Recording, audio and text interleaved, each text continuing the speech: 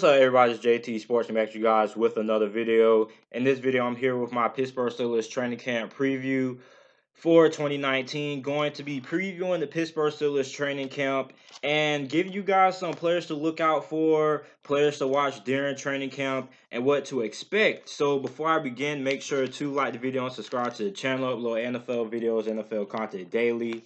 And let's get into it, man. So the Pittsburgh Steelers, it's a lot of things to watch for the Pittsburgh Steelers going into training camp, but specifically the position battles that we have on the offense side of the ball. It's not really a lot that I'm looking for on the defense side of the ball, because I think the defensive side of the ball is going to be really good. And other than the cornerback position is solid, but I still have a little bit of questions with it. But other than that, I really don't have anything crazy about the defense. I think the defense is going to be solid.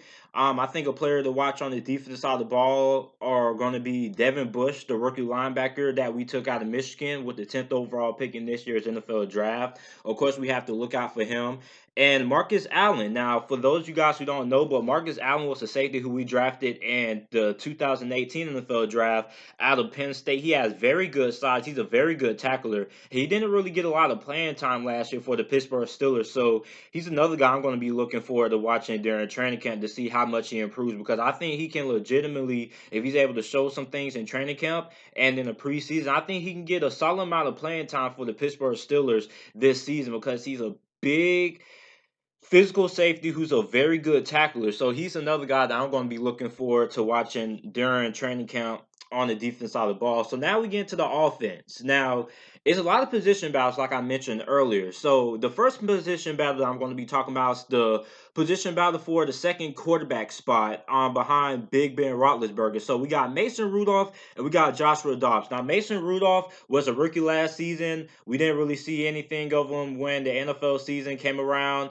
In the preseason, he was all right. I still thought he was pretty raw. Joshua Dobbs, on the other hand, when he got in against Oakland, he still proved that he has a little bit more ways to go before we can fully trust him to potentially be that number one guy, that franchise quarterback, or the quarterback who can end up replacing Big Ben Roethlisberger. So he still has a ways to go in his development. Obviously, when he played against Oakland, when Ben Roethlisberger got injured and missed a couple of quarters, he went 4-9, 24 passing yards, and had one interception. So still has a ways to go. And I don't think I'm not going to hold that performance heavily against him, just because it was a little bit unexpected. He was just thrown into the fire, really. And I'm going to give him a little bit of a break when it comes to that game. But still, he still has a couple of ways to go. Now, this quarterback battle is going to be really, really interesting, because preseason, these guys are going to get a lot of opportunities, and it's always interesting when you have a quarterback battle for the second string quarterback position, because look, when the preseason comes around, you have to try to be fair. You have to try to mix it up, because it's a difference between playing with second stringers and third stringers. So that's what makes it so difficult competing for the backup quarterback spot, because one week you might have your second string quarterback with the second stringers, and the third string quarterback who's trying to get that second string quarterback position, he's going to be with the third teamers. And the third teamers, most of the guys who are on the third team, they're not even making a roster, or they're trying to compete for a practice squad spot. So it's really, really difficult anytime you're trying to access who's going to be your number two quarterback on the depth chart when you don't really have any proven backups on your roster. And Mason Rudolph and Joshua Dobbs are fairly unproven. We saw Joshua Dobbs in a little bit of game action, but it wasn't anything to be amazed by. But it's going to be really interesting. It's going to be really interesting how the backup quarterback battle shapes up. Me personally, I'm going to go with Joshua Dobbs, really, but it's up for grabs, because I really like Mason Rudolph. He has a big arm, great size. A lot of people say that he reminds them of Big Ben Roethlisberger. I wouldn't say that, because a lot of people are always, every time it's a big quarterback that has a good arm, a lot of people compare him to Ben Roethlisberger. But I think Mason Rudolph has a lot of potential, and so does Joshua Dobbs, which makes this backup quarterback spot really, really entertaining. So the backup quarterback spot is definitely going to be something that you're going to want to watch during training camp and seeing how that turns out. Next up, we have to look at the slot wide receiver battle. That's something that a lot of people have not been talking about when it comes to the Pittsburgh Steelers. Is the position battle to see who's going to start at slot. We have Eli Rogers and Ryan Switzer. Now, Eli Rogers missed almost the entire season last year. He came back for like 3 games, had 79 receptions, 12 receptions, 79 receiving yards. And Ryan Switzer played in all 16 games, had 253 receiving yards, 36 receptions, and 1 touchdown. So when it comes to special teams, we're not really worried about Ryan Switzer, but whoever starts at slot, Eli Rogers, he's been in the Pittsburgh Steelers organization for a few years now. Now his stats had dropped off from where he was a couple of seasons ago, but I still think he's pretty solid as a slot receiver. Ryan Switzer was very solid last year. I thought Ryan Switzer had a very solid year last year. Now the stats might not reflect that 253 receiving yards, 36 receptions, and 1 touchdown. But I think Ryan Switzer was pretty solid on the offensive side of the ball for the Pittsburgh Steelers. And like I said, the stats don't show it, but I think Ryan Switzer, he made a couple of big plays, made a couple of catch plays, clutch catch plays on third down. And I think Ryan Switzer, he's elusive, he's quick, he's fast, he has very good cuts on his routes. Eli Rogers, he's similar. He's very reliable when it comes to those big third down plays. Anytime you need somebody to move the chains, Eli Rogers has been pretty consistent in that department. But overall, this position battle for the starting slot receiver, it could go to anybody. So this is why I'm telling you guys to look out for this going into training camp, because I don't really know who's going to start, unlike the backup quarterback battle. I think that this is a little bit more hard to decipher because both of these guys have different aspects and different parts of their games that fit well in the Pittsburgh Steelers offense when they're on the field. Ryan Switzer is a little bit more elusive. Eli Rogers, he has very solid hands as well. So a lot of these guys bring a lot to the table. So it's going to be really interesting to see who starts at that slot receiver position. So that's another thing that people need to look out for going into training camp for the Pittsburgh Steelers. Next up, third position battle on the offensive side of the ball. We have the position battle to see who's going to start at that second wide receiver spot on the opposite side of Juju Smith-Schuster. Now we have Dante Moncrief and James Washington. Now Dante Moncrief, he was all right for the Jacksonville Jaguars. Obviously his stats went down because Blake Bortles, obviously playing with a quarterback like a Ben Roethlisberger is going to increase his production. He should be able to have a solid year if he's able to win this starting spot. And even not, if he's able to rotate in, I'm pretty sure the Pittsburgh Steelers are going to rotate him in the offense, find ways to get him involved. But Dante Moncrief, great size, great speed. He reminds me a lot of a bigger and stronger version of Martavis Bryant.